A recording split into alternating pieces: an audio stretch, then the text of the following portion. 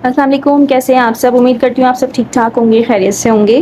तो आज हम कर रहे हैं एक्सरसाइज 1B का क्वेश्चन नंबर 4 और क्वेश्चन नंबर 5 और बुक है मेरे पास थिंक मैथमेटिक्स बुक 2 जो अभी न्यू आई है 8 एडिशन में उस बुक से करवाऊंगी। 1 से 3 तक क्वेश्चंस मैं सॉल्व कर चुकी हूँ। आज हम करेंगे क्वेश्चन 4 और क्वेश्चन नंबर 5। क्वेश्चन नंबर 4 को रीड कर लेते हैं। State the gradient and Y intercept of each of the following lines. तो यहाँ पे हमने आइडेंटिफाई करना है ग्रेडियंट और वाई इंटरसेप्ट को। तो चलिए इसको स्टार्ट करते हैं।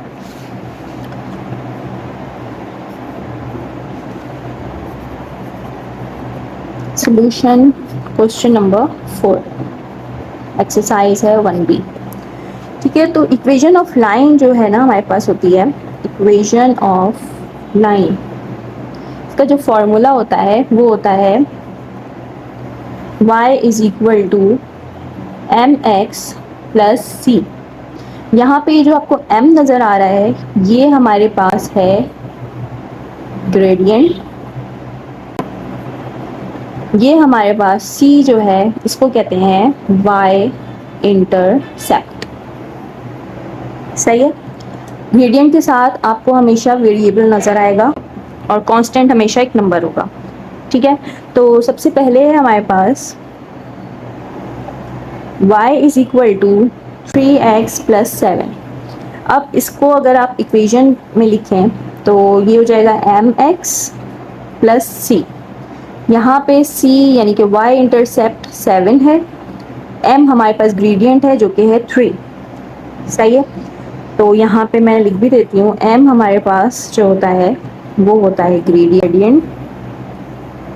ठीक है, ग्रेडियंट को रिप्रेजेंट करता है और ये जो आपको 7 नज़र आ रहा है या c जो है ये y इंटरसेप्ट को रिप्रेजेंट करेगा। सही है, अब हम यहाँ पे कर लेते हैं क्वेश्चन नंबर 4। यहाँ पे इक्वेशन लिखते हैं, यहाँ पे इसको आइडेंटिफाई करते हैं।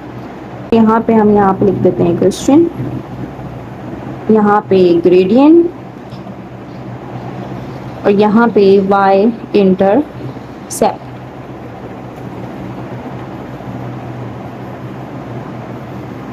तो पार्ट ए है हमारे पास y is equal to 3x plus 7। अब यहाँ पे हमारे पास ग्रेडियंट क्या है, ये है 3, यहाँ पे लिख देंगे 3 और y इंटरसेप्ट है हमारे पास 7। ठीक है, अब इसका पार्ट बी है y is equal to minus X minus 1। अब यहाँ पे माइनस एक्स है, x के साथ कुछ भी नहीं है, इसका मतलब है यहाँ पे 1 है। तो यहाँ पे जो इंग्रेडिएंट क्या हुआ -1 और यहाँ पे y इंटरसेप्ट -1। ठीक है, ये अब c कर लेते हैं। c है हमारे पास y is equal to 6x plus 6। यहाँ पे ग्रेडियंट ये वाला है, यहाँ पे हम लिख लेते हैं 6 और हमारे पास y इंटरसेप्ट है यानी कि कांस्टेंट, ये है हमारे पास कांस्टेंट, यहाँ पे लिख लेंगे 6। पार्ट डी कर लेते हैं। पार्ट डी है y is equal to 10/3 minus 4x। अब यहाँ पे देखें ये जो 10/3 है, ठीक है 10/3। अब यहाँ पे 10/3 है, इसके साथ वेरिएबल नहीं है तो ये क्या है, कांस्टेंट है और ये है y इंटरसेप्ट। तो ये हमारे पास क्या है, y इंटरसेप्ट और ये हमारे पास जिसके साथ वेरिएबल है ये हमारे पास है ग्रेडियंट। ठीक है, तो यहाँ पे ग्रेडियंट है हमारे पास -4 और यहाँ पे 10/3। पार्ट ई है हमारे पास y is equal to 0.2x। इसके साथ देखिए वेरिएबल है तो ये क्या है, ग्रेडियंट है यानी कि 0.2 और यहाँ पे कांस्टेंट में कुछ भी नहीं है तो इसका मतलब है यहाँ पे 0 कांस्टेंट है। देन लास्ट है f y is equal to -11। अब यहाँ पे कोई भी वेरिएबल आपको नज़र नहीं आ रहा, इसका मतलब है यहाँ पे ग्रेडियंट कोई भी नहीं है, तो यहाँ पे लिख लेंगे 0 और हमारे पास जो कांस्टेंट है या y इंटरसेप्ट है वो है -11। सही है, तो ये हो गया है क्वेश्चन नंबर 4 कंप्लीट।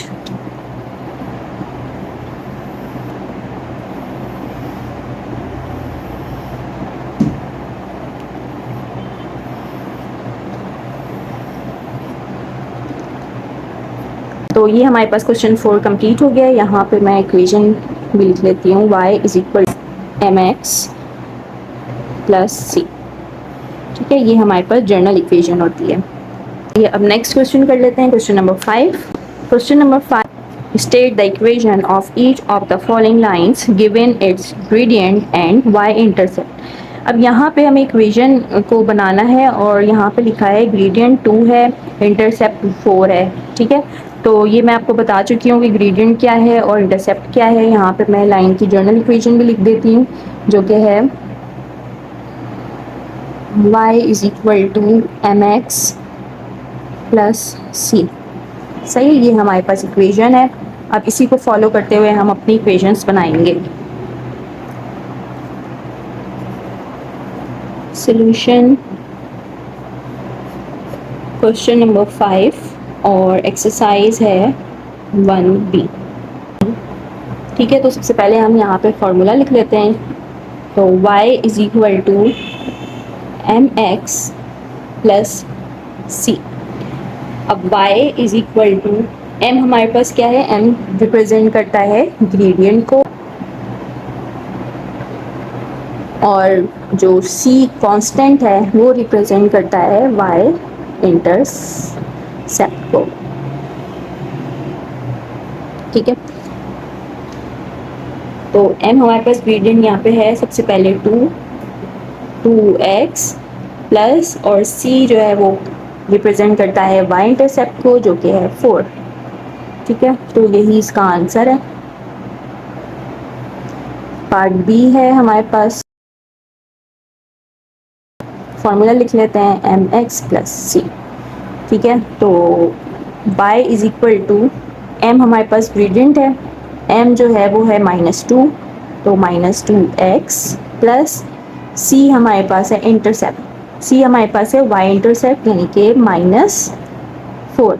अब हम इसको ना सॉल्व कर लें। y is equal to -2x plus minus minus और यहाँ पे आ जाएगा 4। ठीक है, तो ये हमारे पास आ गया इसका आंसर। पार्ट सी करते हैं। y is equal to M X plus constant यानी कि c। तो y is equal to m, हमारे पास क्या है, ग्रेडियंट यानी कि 1 x प्लस c हमारे पास है -1/5। इसको सॉल्व कर लेते हैं। ठीक है, यहाँ तक करेंगे, अगर आपके टीचर यहाँ तक करवाएं यहाँ तक भी सही है, और अगर इसको कंप्लीट सॉल्व करना चाहें तो कंप्लीट सॉल्व कर लें, प्लस माइनस माइनस 1/5। ठीक है, तो ये हमारे पास आ गया इसका आंसर। पार्ट डी कर लेते हैं। y is equal to M X plus C. तो y is equal to m, हमारे पास ग्रेडियंट है जो कि है -1 यानी कि -1x प्लस, और जो y इंटरसेप्ट है यानी कि c वो है 3.78। ठीक है, तो यही इसका आंसर है। पार्ट ई कर लेते हैं। पार्ट ई है y is equal to M X plus C. m हमारे पास ग्रेडियंट है यानी कि -2/3x। ठीक है, वेरिएबल वैसे लिखेंगे, प्लस कांस्टेंट हमारे पास है यानी कि y इंटरसेप्ट है 0। तो बस यही इसका आंसर है। लास्ट पार्ट कर लेते हैं, पार्ट एफ। फॉर्मूला लिख लेते हैं y is equal to M X plus constant. तो y इज इक्वल टू, यहाँ पे ग्रेडियंट है 0x प्लस कांस्टेंट है -2/3। ठीक है, इसको सॉल्व कर लेते हैं। y is equal to 0x plus minus minus 2/3, तो ये इसका आंसर है। ठीक है, तो ये हो गया क्वेश्चन नंबर 5 कंप्लीट। दोबारा से बता देती हूँ, y is equal to M X plus C, ये हमारे पास इक्वेशन ऑफ लाइन है। m जो है वो रिप्रेजेंट करता है ग्रेडियंट, x हमारे पास वेरिएबल होता है, ग्रेडियंट के साथ वेरिएबल लाजमी लगा होता है, और जो c है कांस्टेंट, और ये रिप्रेजेंट करता है वाई इंटरसेप्ट को, ठीक है, ये वाई इंटरसेप्ट है। तो ये हो गया है हमारे पास क्वेश्चन नंबर 5 कंप्लीट। चलिए मिलते हैं नेक्स्ट वीडियो में, अपना ख्याल रखिएगा, अल्लाह हाफिज़।